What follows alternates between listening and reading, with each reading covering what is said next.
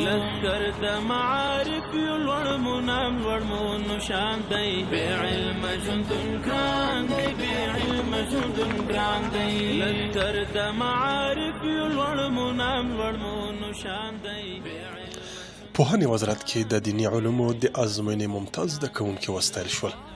د دیني علومو هغه ازموینه چې څه موده وړاندې د پوهنې وزارت د دعوت او ارشاد ریاست لخوا د یاد وزارت د مرکزي هستې له شاوخوا 3000 تنو کارکوونکو څخه اخیستل شوې وه، نن یې پایلې د یو لړ مراسمو په ترڅ کې د پوهنې وزارت د مسؤلینو لخوا اعلان شوې.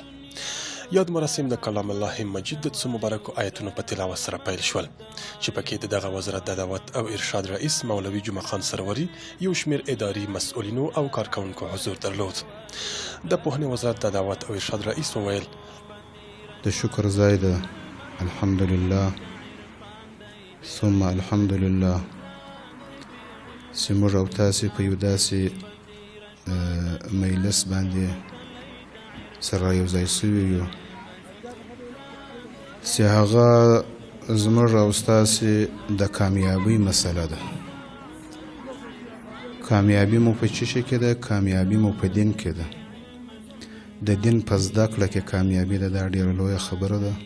و هغې کامیابۍ ته الله تعالی دې زموږ ستاسې نصیب کړي چې په ورځ د آخرت د خدای په وړاندې موږ کامیاب اوسو او تقدیرنامه راکړي او براءتنامه راکړي. دا به ډېره لویه خبره وي. که ستا فکر وي دا خو زموږ ستاسې ایمان او عقیده ده، 100% کې دا یقین ده چې هغه ورځ حتما راتلونکې ده، لازما موږ ورتلونکي او حتما د الله جل جلاله له موږ سره د هر څه حساب کوي. نو الله تعالی دې موږ لکه دلته چې کامیاب یو، خدای هم دې په هغه ستر امتحان کې هم کامیابه کړي. د یادو سیالیو څخه اساسي موخه د دیني او فقهي مسایلو په اړه د کارکوونکو د پوهاوي د کچې لوړول دي او زیاته کړه چې زموږ بریالیتوب په دیني زده کړو کې نغښتی دی.